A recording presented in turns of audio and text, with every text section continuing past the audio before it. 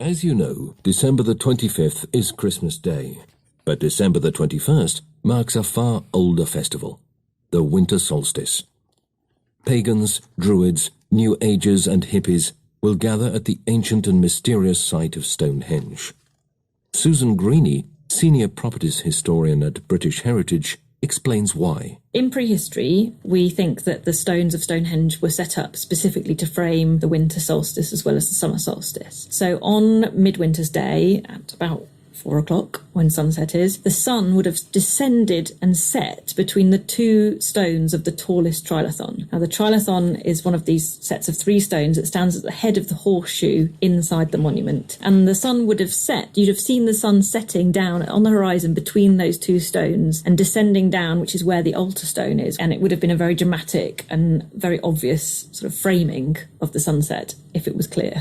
So we believe that prehistoric people came to the monument at that time to witness that. And it's the longest night. So it would be a very important time of year in terms of hoping that the sun would come back, and in terms of knowing that the year was turning over and becoming a new year. And in terms of the cycles and the seasons, it would have been quite important for prehistoric people. These days, quite a number of people come for winter solstice, and we give open access to Stonehenge in the morning. The sunrise is when most modern druids and pagans want to come to the site, and we provide open access in a similar way to the summer solstice, but just on a much smaller scale. We usually get a few thousand people come for that day. Stonehenge was built 4,500 years ago by people who were clearly not primitive. One of the aims of our exhibition and the external gallery was to get that point across, that these are sophisticated people. They were perfectly capable of making very nice clothes. They're very much like modern people. They were very creative. They were very well adapted to their landscape. They knew how to hunt, how to look after animals, how to farm. They knew where to go to get materials. They were managing woodland, all kinds of things that we wouldn't necessarily know how to do ourselves today. And they were so good at that they had the spare time and the energy to build Stonehenge, which is the most sophisticated monument that we know of. And to be honest, if we tried to build Stonehenge today using modern tools, it would be a feat of engineering. And they were using the most simple antler picks and stone hammers to create that monument. So yeah, they were sophisticated, more than we would ever guess. And even if you're not a pagan, druid or hippie, Stonehenge is still an amazing place. It's quite incredible to think that they've been standing there since 2500 BC, for 4,500 years of time. All the things that have gone on in that time, our day-to-day concerns are just so tiny and so insignificant. They're a blip, really, compared to that deep time. And it makes you appreciate much more what they were managing to achieve back then. The Visitor Centre project has been in the planning for 20, 30 years just to build a building, which is quite a straightforward thing to do. Imagine the planning and the sophistication and the logistics and,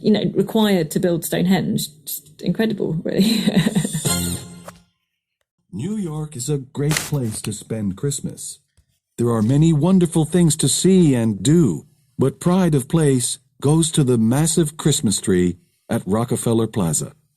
John Bayada, who works as a manager there, explains. There's a reason why a lot of people consider this to be the world's most famous tree. It sits at the heart of New York City, and people from all over the world come not just for the tree lighting, which has become a huge event, but throughout the whole holiday season, actually, and it's just an incredible atmosphere. You can't but help feeling a warm glow when standing in its presence. Kids' and adults' faces light up in front of it, the skaters on the rink below, the ice skaters, Radio City Music Hall and the Rockettes are right across the street, and if you believe in Santa and his magic elves, you have to think that some of that is sprinkled around Rockefeller Center every year. And this tradition began over 80 years ago. The tradition has very humble roots. In 1931, in the middle of the Great Depression, a group of construction workers who were working on the site erected a tree basically in a muddy field. And 2 years later was when the formal tree lighting ceremony began, when a Rockefeller Center publicist organized the first tree lighting ceremony in 1933. And of course, the tree is changed every year. There's been a lot of them. The tallest was 110 feet, a pretty tall tree. One of the most famous, though, was selected from a small town in Vermont near the Canadian border. And a new road had to be bulldozed just to get to that tree. And it made this historic trip down to Manhattan from the Canadian border, 375 miles.